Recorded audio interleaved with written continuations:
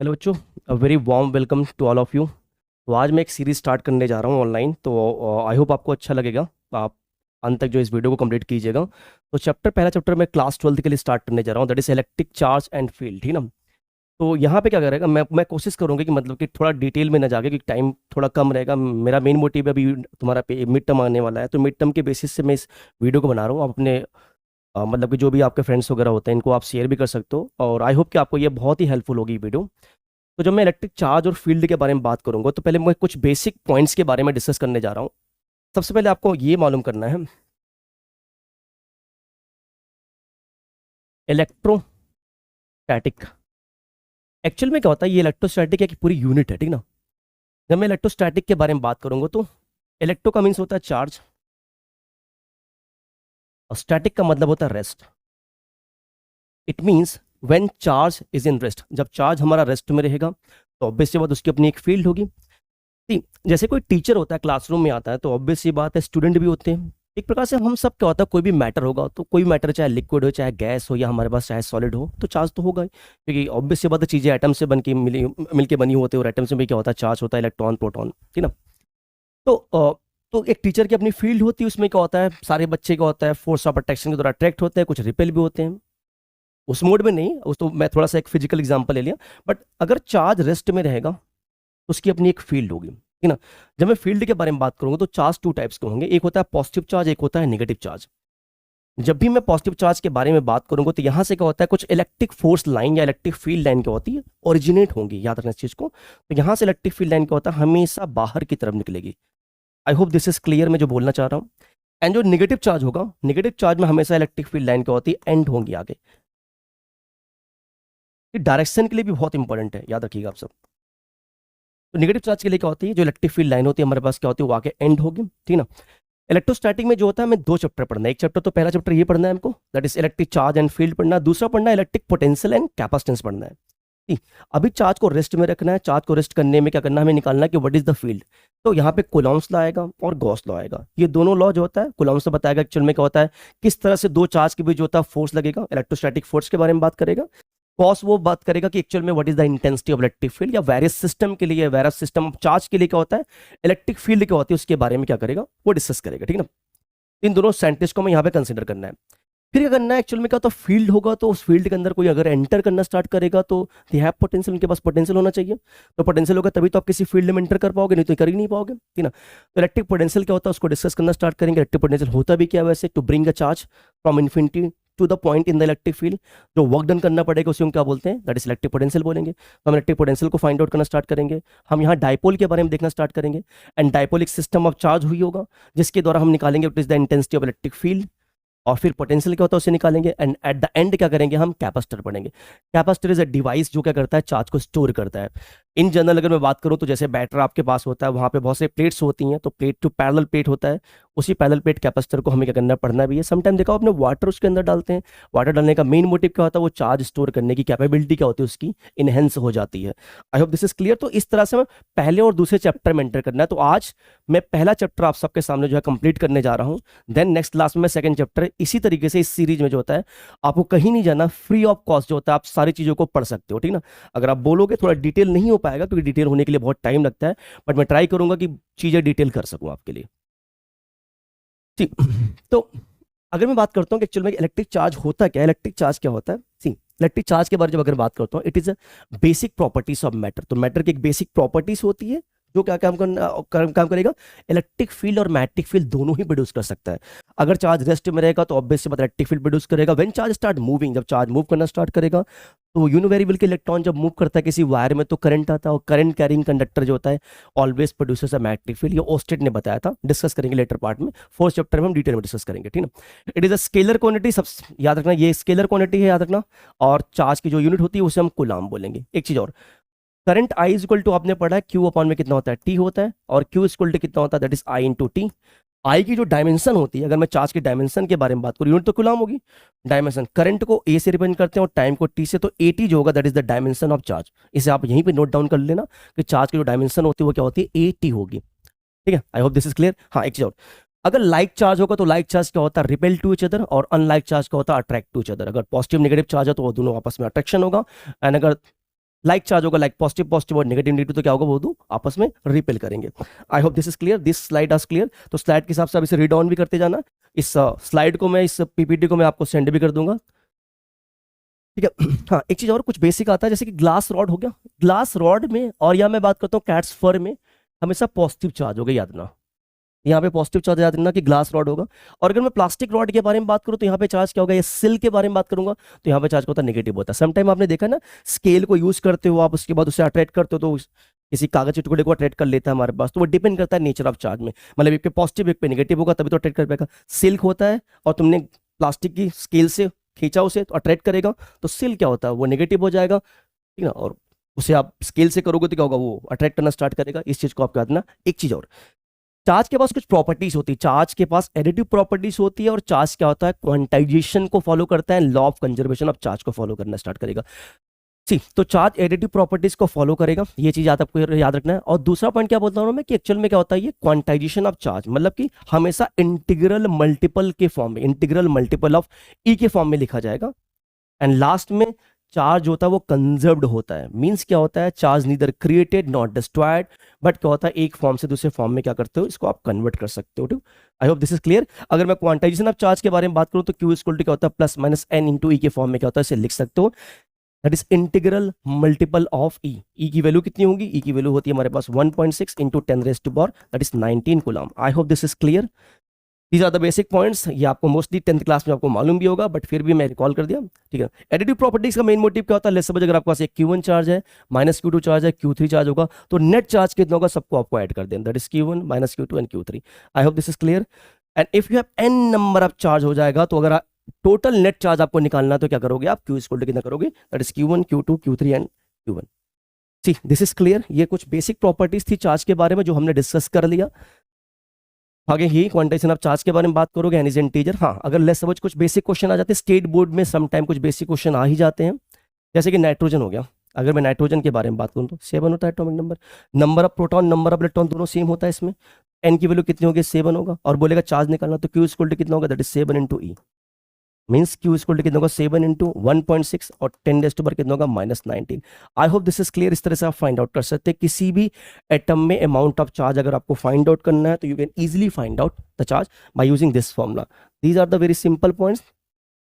आगे बात करते हैं। अगर मैं कंजर्वेशन ऑफ चार्ज के बारे में बात करोगे तो चार्ज को neither created not destroyed, but क्या होता है, एक फॉर्म से दूसरे फॉर्म में आप उसे चेंज कर सकते हो, that is law of conservation of charge. तो चार्ज में हमने क्या बात किया, चार्ज एडिटिव प्रॉपर्टी को फॉलो करेगा, क्वांटाइजेशन ऑफ चार्ज होता है, एंड कंजर्वेशन ऑफ चार्ज के बारे में देखा था। एनसीईआरटी में जाके आपको रीड करना थ्रू आउट, मेरे साथ ही जैसे मैं कर रहा हूँ, ठीक है। तो आगे मूव करते हैं।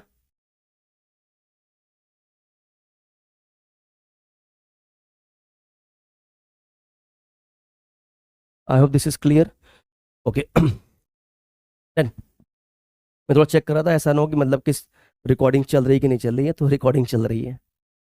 हाँ, अगर कुलॉम्स लॉ के बारे में बात करूंगा तो कुलॉम्स लॉ किस तरीके से होगा, तो ऑब्वियस सी बात है, state that the between the 2 point. अच्छा, कुलॉम्स लॉ जो होता है वो पॉइंट चार्ज के वैलिड होगा, याद ना, ये पॉइंट चार्ज के लिए वैलिड होगा, याद ना। टू लाइक स्टेशनरी चार्ज होना चाहिए, charge should be in rest, ये चार्ज रेस्ट में होना चाहिए, मोशन में नहीं होना चाहिए। तो कुलॉम्स लॉ के लिए कंडीशन क्या होगा, पॉइंट चार्ज होना चाहिए, और charge should be stationary, means charge rest में होना चाहिए। क्लियर है। फिर उन दोनों चार्ज के बीच जो फोर्स ऑफ अट्रैक्शन होगा, कुलॉम्स वही बताएंगे, क्या बताएंगे, ये directly proportional to the product of charge. कहने का मतलब होता है अगर यहाँ पे Q1 चार्ज है और यहाँ पे Q2 चार्ज है और यहाँ पे डिस्टेंस R है, तो F क्या होगा, it is directly proportional to Q1 और Q2। क्लियर है। And it is inversely proportional to the square of distance between them. I hope this is clear.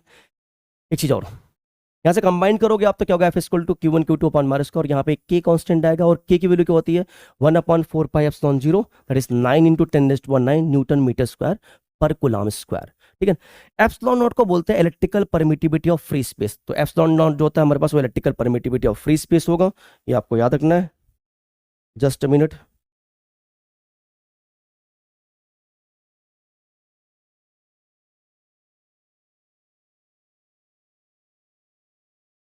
ठीक है, तो this is clear I hope. Epsilon naught जो होता है उसे क्या बोलेंगे हम, डायरेक्ट पर sorry electrical permittivity of free space बोलेंगे। इस चीज को आपको याद रखना है, इसकी वैल्यू कितनी होती है, दैट इज दिस। डायमेंशन की बात कर लेता हूँ थोड़ा सा यहाँ पे, अगर मैं डायमेंशन के बारे में बात करूंगा तो डायमेंशन एप्सिलॉन नॉट की कैसे निकालनी है आपको? तो एप्सिलॉन नॉट की डायमेंशन के लिए क्या होता है, यूनिट क्या होती है, कूलाम स्क्वायर पर न्यूटन मीटर स्क्वायर, कूलाम। तो अभी चार्ज की बताई थी मैंने, ए टी का स्क्वायर, फोर्स क्या होगा, that is M L T minus two, और ये होगा एल टू, ठीक ना। इसको करोगे तो क्या होगा, ए, सॉरी, एम ऊपर जाके क्या होगा, M minus one, L two कितना होगा, एल माइनस थ्री, टी ऊपर जाके कितना होगा, टी की पावर फोर, और A two. This is the dimension. Sometime state board में ये क्वेश्चन पुटअप किया जाता है, तो आपको किस तरह से डायमेंशन निकालना है। आई होप दिस इज क्लियर, ठीक है ना। हाँ, एक चीज और आगे बात करते हैं। मान लो अगर Q1 है यहाँ पे और Q2 यहाँ पे है और यहाँ पे R डिस्टेंस है, तो वैक्यूम में एयर में जो फोर्स होगा that is K Q1 Q2 और अपॉन में कितना हो जाएगा, दैट इज R स्क्वायर, ठीक है ना। Just a minute,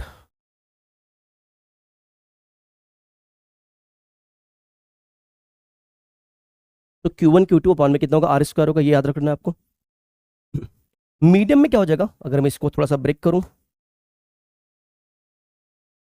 F equal to one upon में four pi F non zero और Q1 और Q2 अपॉन में R स्क्वायर। मीडियम में फोर्स कितना हो जाएगा, अगर मीडियम में फोर्स की बात करूं तो वन अपॉन में फोर पाई के एप्सिलॉन जीरो। इस के को वो वाला मत समझना, ये के मैं थोड़ा सा काम करता हूँ, के को इसे कैपिटल बना लेता हूँ मैं, ठीक है ना। और यहाँ पे Q1 और Q2 और अपॉन में कितना, R स्क्वायर। क्योंकि के को यहाँ बोलूंगा डाइलेक्ट्रिक कांस्टेंट, ये है ना कि इसे बोलता हूँ डाइलेक्ट्रिक, डाइलेक्ट्रिक कांस्टेंट, ठीक है ना। अगर मैं इसे इक्वेशन फर्स्ट बोलता हूँ, इसे इक्वेशन सेकंड बोलूंगा, तो एक काम करता हूँ मैं, सेकंड को डिवाइड करता हूँ फर्स्ट में, तो ये बन के आएगा हमारे पास एफ एम अपॉन में एफ इक्वल टू कितना होगा, वन अपॉन में के, इसे आप सॉल्व कर लेना। और एफ एम इक्वल टू कितना होगा, दैट इज एफ अपॉन में कितना होगा, के होगा। इसका रेलिवेंट क्या होता है, अगर दो चार्ज के बीच कोई भी मीडियम आ जाएगा, लेट्स सपोज अगर मैं NaCl के बारे में बात करता हूँ, एग्जांपल लेता हूँ, NaCl इज सॉल्ट, और सॉल्ट क्या होता है हमेशा क्रिस्टल के फॉर्म में होता है, सॉलिड के फॉर्म में होता है। अभी वैक्यूम में क्या होता है, एयर के, और जैसे उसको आप वाटर में डिसॉल्व करोगे तो क्या हो जाएगा, आयनाइज हो जाएगा। आयनाइज क्यों हो जाता है, क्योंकि यहाँ पे आयनिक बॉन्ड होता है। आयनिक बॉन्ड कहने का मतलब क्या होता है, ये Na प्लस होता है और क्या होता है, Cl माइनस होगा, तो इनके बीच एक इलेक्ट्रोस्टैटिक फोर्स ऑफ अट्रैक्शन होगा, और जैसे ही आप इसे वाटर में ले जाओगे तो वाटर का जो डाइलेक्ट्रिक कांस्टेंट होगा दैट शुड बी 81, या किसी बुक में 80 लिखा हुआ है, याद रखना। 80 टाइम क्या कर देगा, उसको क्या कर देगा, रिड्यूस कर देगा, तो फोर्स ऑफ अट्रैक्शन के बीच ब्रेक हो जाएगा, और इसीलिए सॉल्ट जो होता है वो डिसॉल्व हो जाएगा। या कोई भी इलेक्ट्रोलाइट अगर कम स्टीम हो जाएगा, उसको हम इजीली जो होता है वाटर में डिसॉल्व कर लेंगे। और यही वजह है क्योंकि इसका डायलेक्ट्रिक कांस्टेंट बहुत ज्यादा होता है, इसी कारण से क्या हो जाएगा, डायलेक्ट्रिक कांस्टेंट ज्यादा होने के कारण से क्या हो जाएगा, इसे मैं यूनिवर्सल सॉल्वेंट की तरह यूज करूंगा। वाटर जो होता है एक यूनिवर्सल सॉल्वेंट की तरह यूज किया जाता है, तो इसका एक रीजन ये भी होता है कि उसका जो डायलेक्ट्रिक कांस्टेंट होगा दैट इज मैक्सिमम, क्योंकि वो दूसरे को डिसॉल्व कर सकता है, किसी भी आयनिक कंपाउंड को, खास करके किसी भी पोलर कंपाउंड को। आई होप दिस इज क्लियर। तो यहाँ पे ये आ जाएगा। एक चीज और याद ना, जैसे ये के एप्सिलॉन जीरो है, तो इसको मैं लिख सकता हूँ एप्सिलॉन और, ये जो एप्सिलॉन आर होता है इसी को बोलते हैं रिलेटिव परमिटिविटी बोलेंगे, क्लियर है। रिलेटिव परमिटिविटी क्या होगा, क्लियर है। और के जो डायलेक्ट्रिक कांस्टेंट इसको डिफाइन करना, तो क्या होगा, रिलेटिव परमिटिविटी अपॉन में परमिटिविटी ऑफ फ्री स्पेस। तो डायलेक्ट्रिक कांस्टेंट कैसे डिफाइन करोगे, it is the ratio of relative permittivity to the permittivity of free space. I hope this is clear. चलते हैं अपने नेक्स्ट स्लाइड पे। नेक्स्ट स्लाइड में क्या होता है, ये बात करेगा प्रिंसिपल ऑफ सुपर पोजिशन के बारे में बात करेगा। जब मैं प्रिंसिपल ऑफ सुपर पोजिशन के बारे में बात करूंगा तो क्या होगा, मल्टीपल चार्जेस के द्वारा क्या होता है, किसी सिंगल चार्ज पे जो फोर्स होगा उसके बारे में बात करेंगे हम, ठीक ना। Suppose this is your charge, और यहाँ पे कितना Q1 है, सॉरी Q2 है, यहाँ पे कितना Q3 है, यहाँ पे कितना Q4 है, और यहाँ पे Qn चार्ज है। ये इस पे फोर्स लगाएगा, ये भी ऐसे फोर्स लगाना स्टार्ट करेगा। सी, जब Q2 Q1 पे फोर्स लगाएगा तो उसे मैं बोलूंगा F12। 12 का मेन मोटिव क्या होता है, 1 पे बाय द फोर्स सेकंड। 13 का मतलब क्या होगा, 3 के द्वारा पहले फोर्स, 4 के द्वारा पहले force, N number of charge, तो ऐसे होगा। तो ये जो सम आएगा हमारे पास, अलजेब्रिक सम होगा, उसे क्या बोलेंगे, प्रिंसिपल ऑफ सुपरपोजिशन के बारे में बात करेंगे। आई होप दिस इज क्लियर। ये आपको रिकॉल करना है, एक रिमाइंडर क्लास है, डिटेलिंग नहीं कर पाऊंगा मैं क्योंकि मोस्टली जो है ज़्यादा टाइम नहीं है यहाँ पे, बट फिर भी ट्राई करूंगा ज़्यादा से ज़्यादा आप चीज़ें कवर कर सको, ठीक ना। अगर मैं बात करता हूँ इलेक्ट्रिक फील्ड के बारे में, इलेक्ट्रिक फील्ड से पहले मैं एक चीज़ डिस्कस कर देना चाहता हूँ आप सबके सामने, इस vector representation of Coulomb's law. तो थोड़ा सा इसको मैं डिस्कस कर दे रहा हूँ आपके साथ, स्लाइड में नहीं है लेकिन कोई बात नहीं। अगर मैं वेक्टर रिप्रेजेंटेशन के बारे में बात करूंगा, vector representation, sorry, representation of Coulomb's law. तो वेक्टर रिप्रेजेंटेशन ऑफ कूलॉम्स का कैसे करना है? सबसे पहले कोई भी अगर फिजिकल क्वांटिटी आपको दे रखी है, उस फिजिकल क्वांटिटी को अगर आपको वेक्टर फॉर्म में कन्वर्ट करना है तो you have to multiply with unit vector. What is unit vector? 11th class में हमने पढ़ रखा है, लेकिन फिर भी मैं रिकॉल कर दे रहा हूँ। इस तरह से रिप्रेजेंट करते हैं आर कैप से, एंड आर कैप को डिफाइन करते हैं that is vector R upon में क्या होता है मॉड ऑफ आर। ये चीज आपको याद रखना है। मैं करके दिखाता हूँ, कूलॉम्स लॉ को वेक्टर फॉर्म में रिप्रेजेंट करके दिखाता हूँ मैं। यहाँ पे Q1 है और यहाँ पे कितना Q2 है, डिस्टेंस कितना है अभी R है। ठीक, जब Q2 Q1 पे फोर्स लगाएगा तो आपको लिखना है यहाँ पे F1 2, मतलब 1 पे 2 की तरफ फोर्स। जब Q1 Q2 पे फोर्स लगाएगा तो दैट इज यहाँ पे F, और यहाँ बात करूंगा F21 बात करूंगा। सी, जब 2 1 पे फोर्स लगाएगा तो आपको यूनिट वेक्टर से रिप्रेजेंट करके दिखा देना दैट इज R21 कैप, और जो 1 2 पे फोर्स लगाया तो इसे लिख सकता हूँ मैं R12 कैप। ठीक, अगर मैं F12 निकालूं तो F12 निकालने का तरीका होगा, यहाँ पे K लिखता हूं मैं, और यहाँ पे Q1 और यहाँ पे Q2 और अपॉन में R स्क्वायर कूलॉम्स लगा के, और वेक्टर फॉर्म में कन्वर्ट करते ही क्या कर दिया हमने, क्योंकि 2 से 1 पे फोर्स लग रहा है तो यहाँ पे R21 कैप से मल्टीप्लाई तरीका, अगर 1 2 है तो 2 1 से मल्टीप्लाई कर देना है। ठीक है ना। एक चीज और, अगर मैं R21 कैप को डिफाइन करूँ तो कितना होगा R21 वेक्टर अपॉन में कितना होगा mod of R21। I hope this is clear. और अगर R12 कैप को डिफाइन करूँ तो कितना हो जाएगा R12 वेक्टर और अपॉन में कितना होगा mod of R12 vector. And एक चीज और, R12 vector equal to R21 vector equal to कितना होगा R के बराबर होगा। इस चीज को याद रखना। सी, R21 वेक्टर और R12 वेक्टर को बोलते हैं पोजीशन वेक्टर बोलते हैं, इसको ऐसे डिफाइन करते हैं। मैं थोड़ा क्विक रिवाइज कर रहा हूँ, ये वेक्टर में 11th क्लास में ये सब चीजें पढ़ रखा है आपने। तो R12 वेक्टर होगा that is R2 minus R1, और R21 वेक्टर होगा दैट इज R1 माइनस कितना R2। I hope this is clear. तो अगर मैं इसको डिफाइन करूं, F12 इक्वल टू कितना होगा K Q1 Q2 अपॉन में R क्यूब, और यहाँ पे R21 कितना हो जाएगा R21 वेक्टर, और R21 वेक्टर कितना होता है that is R1 minus R2। तो मैं डायरेक्ट लिख दे रहा हूँ यहाँ पे R1 minus R2। This is clear. अगर इसे फर्स्ट इक्वेशन बोलूं, सिमिलरली अगर मैं सिमिलरली करूं तो कितना होगा दैट इज F21 निकालूंगा तो कितना होगा, ये K टाइम जाएगा, और यहाँ पे Q1 और Q2 और अपॉन में कितना R क्यूब। जैसे यहाँ R1 माइनस 2 है तो यहाँ पे हो जाएगा R2 माइनस कितना R1। मैं यहाँ पे माइनस कॉमन कर ले रहा हूँ, एक काम करता हूँ, ये तो वेक्टर फॉर्म, एक वेक्टर फॉर्म ये हो गया हमारा, एक वेक्टर फॉर्म ये हो गया हमारा। तो यहाँ पे माइनस कॉमन करके Q1 Q2 अपॉन में R क्यूब, और यहाँ पे R1 माइनस R2। ये क्या है, ये पूरा F12 है, तो बोल सकता हूँ F21 इक्वल टू कितना होगा माइनस ऑफ F12। मेरा मेन मोटिव था ये कि जो कूलॉम्स का लॉ होगा वो क्या होता है, न्यूटन्स के थर्ड लॉ को रिप्रेजेंट करता है, means action equal and opposite reaction है। ऑब्वियसली बात that is F21 equal to कितना होगा minus of F12। I hope this is clear. तो अगर आप इस तरह से चाहते हो तो डिटेलिंग भी की जा सकती है, ऐसी बात नहीं है, फ्री इनिशिएटिव है। मैं ट्राई करूंगा कि ऐसे सारे डिटेल फॉर्म में जो था आपको कोशिश करूँ समझा सकूंगा। तो अगर आप इसको सपोर्ट करोगे, ज़्यादा से ज़्यादा फॉलो करोगे और मोटिवेट करोगे तो ऑब्वियस ये बात है मैं ऐसी वीडियोस को लाता रहूँगा। These are only free initiative for दोस्त, मतलब कि जिनके पास मोस्टली जो होता है वो कोचिंग इंस्टीट्यूट को अफोर्ड नहीं कर पाएंगे, तो उनके लिए क्लासेस मैंने स्टार्ट की है। एक चीज़ और बात करते हैं, हम इलेक्ट्रिक फील्ड के बारे में बात करेंगे। हाँ, इन पे कुछ न्यूमेरिकल्स भी होंगे, न्यूमेरिकल्स को भी लेके आएंगे, अगर आप बोलोगे तो न्यूमेरिकल भी लेके आएंगे नेक्स्ट क्लास में, बिल्कुल लेके आएंगे। जब मैं इलेक्ट्रिक फील्ड के बारे में बात करूँगा, इलेक्ट्रिक फील्ड कैसे डिफाइन करना है, electric field is nothing but क्या होता है, force per unit test charge. जो टेस्ट चार्ज होता है उस पर कितना फोर्स लग रहा है अगर वो किसी फील्ड में आएगा। एग्जाम्पल के रूप में, जैसे कोई स्टूडेंट जो होता है क्लास में एंटर करेगा तो टीचर कितना उस पर फोर्स अप्लाई करेगा। Teacher is a charge, teacher का अपनी एक फील्ड होती है, स्टूडेंट भी एक चार्ज ही होता है, वो एंटर करना स्टार्ट करेगा। तो जैसे वो एंटर करता है तो एक फोर्स तो उससे फील होता है ना। समटाइम आप स्टूडेंट होते होगे, क्लास में जाते होगे तो क्या होता है, एक फोर्स एक्सपीरियंस होता होगा। एक्चुअली में वो तो चलो फोर्स कुछ और होगा, बट याद रखना कि उसकी फील्ड में तो आ रहा है, टीचर के फील्ड में तो आ रहा है। जब आप किसी की फील्ड में जाओगे उस फील्ड की अपनी स्ट्रेंथ होती है, तो किसी भी फील्ड की स्ट्रेंथ अगर फाइंड आउट करनी है, अगर चार्ज की करनी है तो उस पर कितना फोर्स लग रहा है। इसी तरह से मास पे करना है तो फोर्स पर यूनिट मास उस पर कितना लग रहा है। तो हम ग्रेविटेशनल फील्ड के बारे में बात करते हैं, वैसे यहाँ पे हम इलेक्ट्रिक फील्ड के बारे में बात करेंगे तो चार्ज पे कितना फोर्स लगेगा। तो अगर मैं फील्ड की स्ट्रेंथ के बारे में बात करना है तो एक्चुअल में उस पर कितना फोर्स अप्लाई हो रहा है वो डिसाइड करेगा, strength of the field decide करेगा। क्लियर है, याद ना इस चीज को। आई होप दिस इज क्लियर।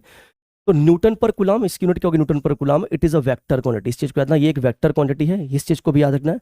अगर मैं डायमेंशन के बारे में बात करूं तो डायमेंशन क्या होगा इसका, फोर्स का कितना होता है M L T-2, और चार्ज क्या होता है दैट इज AT। तो ये डायमेंशन कितनी हो जाएगी, M L T minus three और A minus one. So this is the dimension of electric field. I hope this is clear.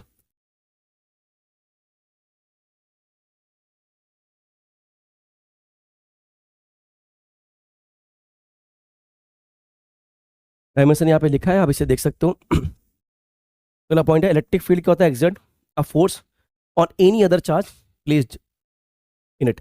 Electric field में कोई भी चार्ज अगर प्लेस होगा तो उस पर कितनी फील्ड लगेगी, उसके बारे में बात कर रहा है. The direction of the force on positive charge, ये इंपॉर्टेंट है. Positive charge is the direction of the electric field. ये इंपॉर्टेंट लाइन है. The direction of a force of A positive charge पे जो डायरेक्शन होगी is the direction of electric field. वही direction क्या होती है, इलेक्ट्रिक फील्ड की डायरेक्शन होगी. इन जनरल अगर मैं बताऊं तो इलेक्ट्रिक फील्ड को आपको नेगेटिव ट्रीट करके देना है. इलेक्ट्रिक फील्ड में अगर पॉजिटिव चार्ज लेके जाओगे तो उसके तरफ अट्रैक्ट हो जाएगा, और अगर नेगेटिव चार्ज लेके जाओगे तो क्या हो जाएगा, वो रिपेल करना स्टार्ट करेगा. इस चीज को आपको याद रखना. अभी मैं जब डायपोल बताऊंगा तो वहां पे आपको डिस्कस करूंगा, ठीक है. आगे ये देख रखा है फोर्स अपॉन में चार्ज, इसे आप देख लेना. देन चलो पॉइंट चार्ज के लिए मैं एक काम करता हूँ, electric field due to point charge, इसको मैं डेराइव करके देखता हूँ. मान लो कोई प्लस क्यू चार्ज है, आर डिस्टेंस पे कोई पी पॉइंट हमारा है, और यहाँ पे कोई क्यू नॉट चार्ज है.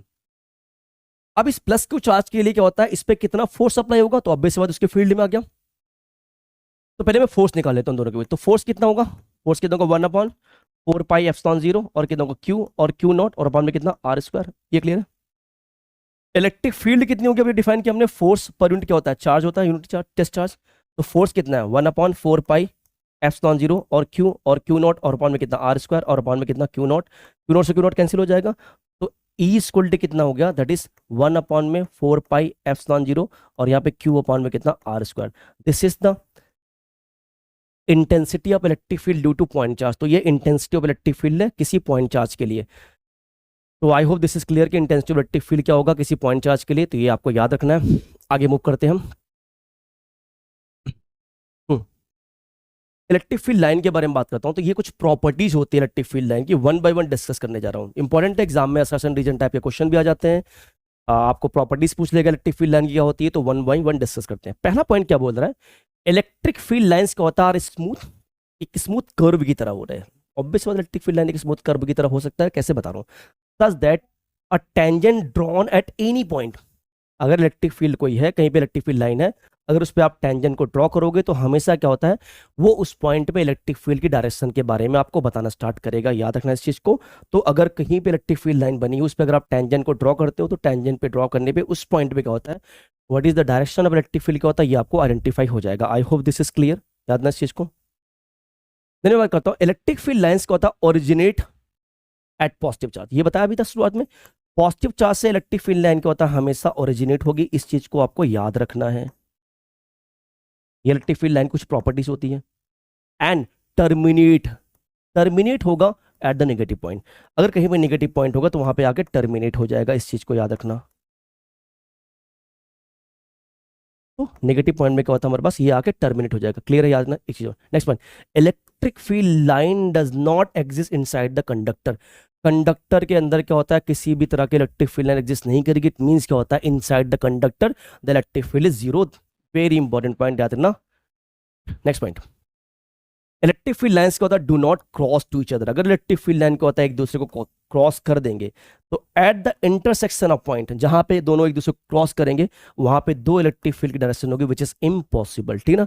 इलेक्ट्रिक फील्ड लाइन का होता है never cross to each other. अगर वो क्रॉस करते हैं तो at the point of intersection क्या होता है, there are two field which is impossible. एक पॉइंट में दो इलेक्ट्रिक फील्ड नहीं हो सकता, दैट इज इम्पॉसिबल. तो ये नेक्स्ट फीचर था, इसको आपको सही से समझते जाना और नोट डाउन करते जाना. आगे बात करता हूं मैं. इलेक्ट्रिक फील्ड लाइंस का होता है ओरिजिन, ये तो चलो डिस्कस कर ही लिया. आगे, is stronger where electric field lines are crowded. कहने का मेन मोटिव क्या होता है, मैं डिस्कस कर रहा हूं. Suppose this is your plus Q charge, ऐसे इलेक्ट्रिक फील्ड लाइन निकलेगी, ओरिजिनेट होगा, सॉरी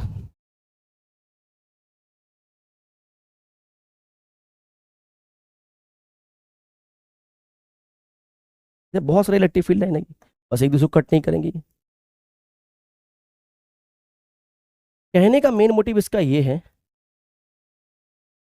कितना इलेक्ट्रिक फील्ड क्लोजर आएगा। अच्छा ये बताओ, टीचर वाला एग्जांपल लेके चलता हूँ। टीचर के सामने जो बच्चा एकदम करीब बैठा रहता है उस पर ज्यादा फोर्स एक्सर्ट होता है, जो थोड़ा दूर बैठा रहता है उस पर फोर्स कम एक्सर्ट होता है। इसीलिए जो बच्चे थोड़े शैतान होते हैं वो दूर बैठना पसंद करते हैं कि टीचर की नजर में नहीं आ जाऊंगा, नहीं तो उनकी फील्ड होती है वो ऑब्वियस बात है फोर्स एक्सर्ट करना स्टार्ट करेंगे।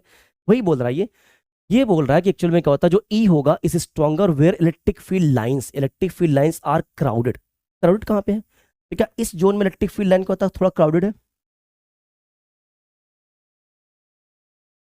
इलेक्ट्रिक फील्ड लाइन इस लाइन में क्राउडेड है।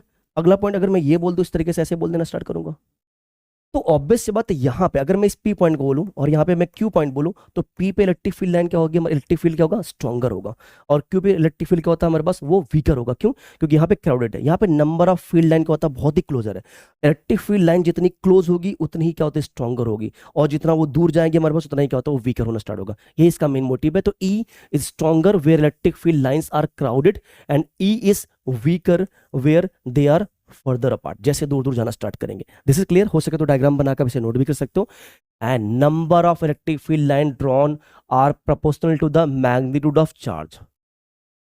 जो number of electric field line होगी ड्रॉन जो करोगे are proportional to the magnitude of charge. Charge के मैग्नीट्यूड पे डिपेंड करेगा इलेक्ट्रिक फील्ड लाइन। ऐसा नहीं कि मतलब कि हर चार्ज में इलेक्ट्रिक फील्ड लाइन क्या होती है उतनी ज्यादा रहेगी। हर चार्ज का अपना एक मैग्नीट्यूड होता है, जैसे 2 कूलम हो गया, 3 कूलम हो गया, 4 कूलम हो गया। जैसे जैसे चार्ज का मैग्नीट्यूड बढ़ेगा उसी तरह से क्या होता है, इलेक्ट्रिक फील्ड लाइन भी क्या होती है हमारे पास स्ट्रॉन्गर और वीकर हो जाएंगी। This is clear. मेरे ख्याल से ये क्लियर हो चुका है आपको। आगे और डाइपोल से पहले मैं कुछ चीज़ें और डिस्कस करना चाहता हूँ। जैसे अगर दो पॉजिटिव चार्ज है, एक पॉजिटिव एक नेगेटिव चार्ज होगा, इसके बीच कभी कभी पूछ लेते हैं इलेक्ट्रिक फील्ड लाइन, तो इससे इलेक्ट्रिक फील्ड लाइन आपको यहाँ पर ड्रॉ करना है। हमेशा पॉजिटिव से जाना है और नेगेटिव पे एंड करना है, ठीक है ना, इस तरीके से।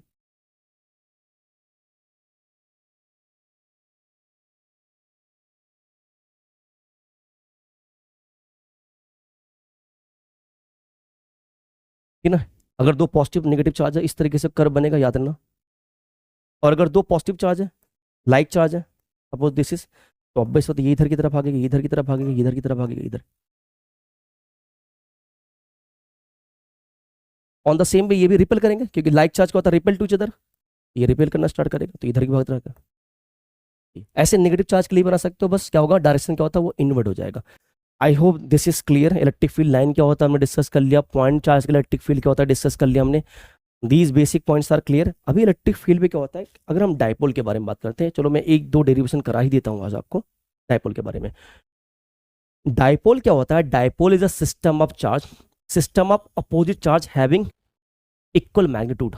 मीन्स अगर एक प्लस चार्ज है एक माइनस क्यू चार्ज है, प्लस क्यू चार्ज है माइनस क्यू चार्ज है, तो अपोजिट चार्ज है and having the same magnitude और स्मॉल डिस्टेंस से क्या होते हैं वो अपार्ट हो जाएंगे। तो ऐसा जो सिस्टम होगा उसे हम क्या बोलते हैं, इलेक्ट्रिक डायपोल बोलेंगे। कुल मिला के यहाँ पे डिफाइन दे रखा है, a pair of equal and opposite charges separated by a small distance. Small distance होना चाहिए, याद रखना, कॉन्स्टिट्यूएट्स अ डायपोल, हमेशा वो डायपोल को बनाएगा। एग्जांपल के रूप में NaCl हो गया, S2 हो गया, S2 किस तरह से, ये इस तरीके से H H, तो यहाँ भी डायपोल है यहाँ भी डायपोल है, माइनस और यहाँ +1, माइनस और यहाँ +1, है ना, इस तरह से। कुल मिला के अगर यहाँ पे क्या हो जाएगा माइनस क्यू चार्ज और यहाँ पे क्या होगा प्लस क्यू चार्ज होगा, डिस्टेंस यहाँ पे 12 लेके चलूंगा तो डायपोल। इलेक्ट्रिक डायपोल मोमेंट क्या होता है मैं उसको भी डिस्कस करने जा रहा हूँ। इलेक्ट्रिक डायपोल मोमेंट जो होगा वो इलेक्ट्रिक डायपोल मोमेंट, तो जो इलेक्ट्रिक डायपोल मोमेंट होगा उसे P से रिप्रेजेंट करना, it is a vector quantity, याद रखना, एंड दैट इज Q और 12 means the magnitude of charge and the distance between them is known as electric dipole moment. It is a vector quantity and the direction of electric dipole moment is from negative to positive charge. Sometime ऐसे basic question जो होते हैं आ जाते हैं, which of the following is true regarding the electric dipole। तो ये clear हो गया। अब एक काम करने जा रहा हूं मैं, आपको आपके साथ दो चीजें डिस्कस करने जा रहा हूं। इलेक्ट्रिक डायपोल के मैं फाइंड आउट करूंगा, ये दिख रहा है यहाँ पे 2L ले रखा है, हमने 2L ले रखा है, ठीक है ना। इसको SI यूनिट क्या होती है इसकी, ऑब्वियस बात चार्ज का कूलम, डिस्टेंस है तो मीटर होगा। अगर मैं डायमेंशन के बारे में बात करूँ तो चार्ज क्या होता है AT होगा, डिस्टेंस क्या होता है L होगा, तो ATL जो होता है ये डायमेंशन हो जाएगी इसकी इलेक्ट्रिक डायपोल की। क्लियर है। डायरेक्शन ऑफ P क्या होगा, फ्रॉम नेगेटिव टू पॉजिटिव होगा। अच्छा कोई बोले डायपोल में नेट चार्ज क्या होगा, तो क्या बताओगे, अगर कहीं डायपोल होगा नेट चार्ज के बारे में बात करूँ तो एक माइनस क्यू चार्ज एक प्लस क्यू चार्ज है, माइनस क्यू प्लस क्यू का होता है 0 हो जाएगा, तो net charge on dipole is always 0, याद रखना इस चीज को, ठीक है ना। हाँ कुछ पॉइंट और बात कर लेते हैं डायपोल के बारे में ही। हाँ चलो, इससे पहले एक दो पॉइंट मैं डिस्कस कर देना चाहता हूँ आपके साथ। वेट, ये डिस्कस कर दे रहा हूं मैं।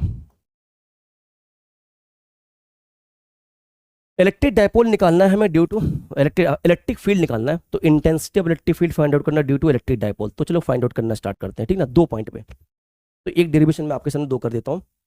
इलेक्ट्रिक फील्ड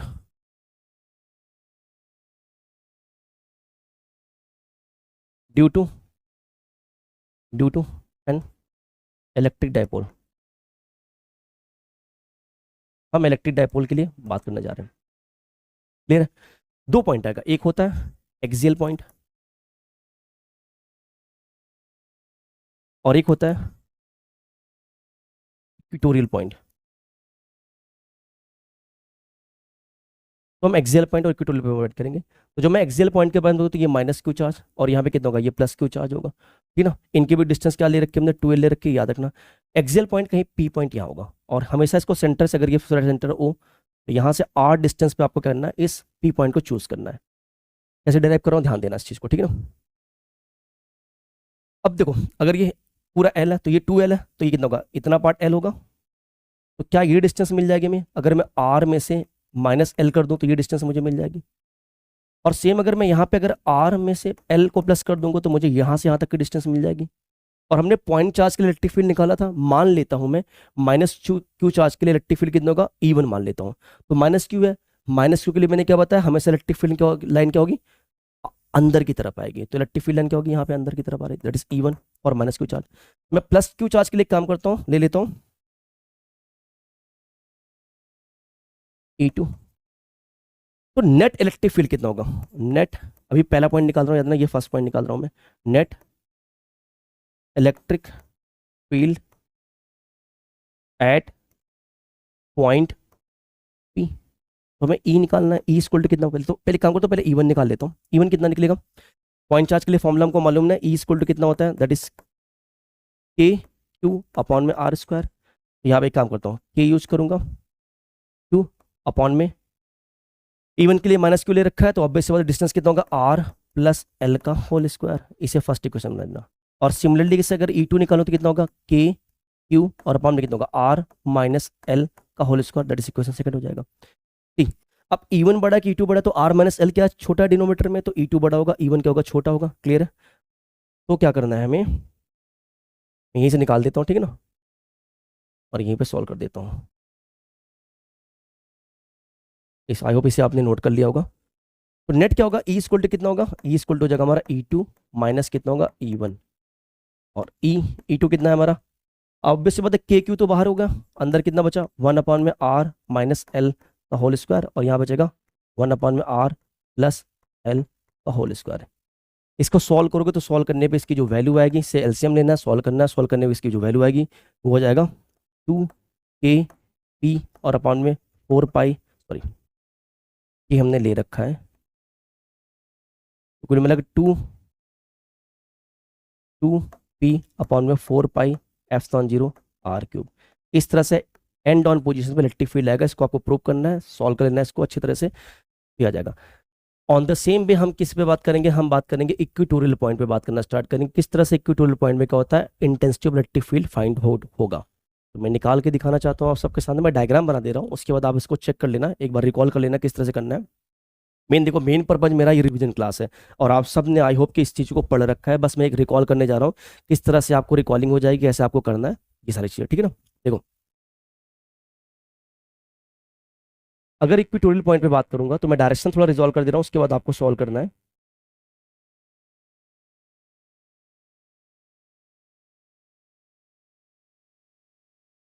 दिस इज और माइनस क्यू चार्ज। अब मैं इक्वेटोरियल पे बात कर रहा हूँ, ये प्लस क्यू चार्ज होगा, कहीं पे इक्वेटोरियल पॉइंट यहाँ होगा, बाइसेक्टर पॉइंट पे क्या होता है, इक्वेटोरियल पॉइंट होगा, डिस्टेंस कितना मैं आर मान लेता हूँ। आई होप दिस इज क्लियर, ठीक है। अब देख लो, माइनस क्यू चार्ज के लिए क्या बोला कि हमेशा कहाँ आएगा, इनसाइड, तो मैं एक काम करता हूँ यहाँ पे इनसाइड लिख रहा हूँ, that is E1। Plus Q charge के लिए कहाँ जाएगा, बाहर की तरफ जाएगा, दैट इज E2। अगर ये एंगल कितना होगा, थीटा होगा, तो यहाँ भी क्या होगा, अगर ये एंगल थीटा होगा तो यहाँ भी एंगल थीटा बनेगा, और यहाँ भी एंगल क्या होगा, थीटा बनेगा, क्लियर है। रिजॉल्व करता हूँ मैं, ये पी पॉइंट है, ये हमारा पी पॉइंट होगा, पी पॉइंट को बाहर निकालता हूँ मैं। अगर पी पॉइंट को बाहर निकालता हूँ मैं, तो ये पी पॉइंट ही हमारा, ये हमारा इस तरह से गया, ये हमारा ऐसे गया, इस तरीके से एंगल थीटा हो और यहाँ पे एंगल थीटा। अब मैं रिजॉल्व करूंगा, ये कितना है हमारा, ये हमारा E2 है और ये हमारा कितना E1 है। तो जब मैं रिजॉल्व करूंगा इसको तो क्या होगा, वर्टिकल कंपोनेंट कितना होगा, that is E2 sine theta second, और हॉरिजॉन्टल कंपोनेंट कितना होगा, यहाँ पे वर्टिकल कितना होगा E1 साइन थीटा, ठीक है। हॉरिजॉन्टल कितना होगा, that is E1 cos theta, और यहाँ पे कितना होगा E2 कॉस थीटा। क्योंकि जो E1 E2 हमारा वो बराबर है, एक बार चेक कर लेते हैं। मैग्नीट्यूड में E1 E2 क्या होता है, दोनों ही बराबर है हमारा, किसके बराबर, अगर मैं यहाँ पे L लिखूँ, ये L होगा, ये भी क्या होगा L होगा, और ये R है तो क्या इसको लिख सकते हो under root R square plus L square हो जाएगा।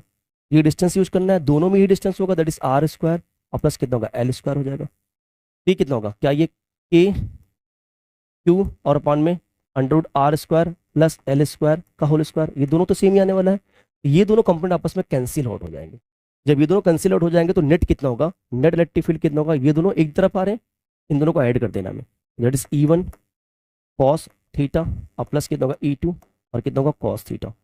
अब क्योंकि E1 E2 बराबर है तो क्या लिख सकता हूँ मैं, ये टोटल कितना होगा K Q और अपॉन में कितना होगा R square plus L square, under root हट जाएगा, और कॉस थीटा कितना हो जाएगा, ये अगर थीटा है तो कॉस थीटा कितना होता है, बेस अपॉन में हाइपोटेनस हो जाएगा, तो L अपॉन में कितना होगा, ये हो जाएगा, लिख सकता हूँ मैं L अपॉन में हाइपोटेनस, ये R ले रखा है ना हमने, तो कॉस थीटा कितना हो जाएगा, बेस अपॉन में हाइपोटेनस, हाँ under root R square plus कितना होगा L स्क्वायर, ठीक है। तो E इक्वल टू लिख सकता हूँ मैं क्या, ये Q हो गया, ये L हो गया,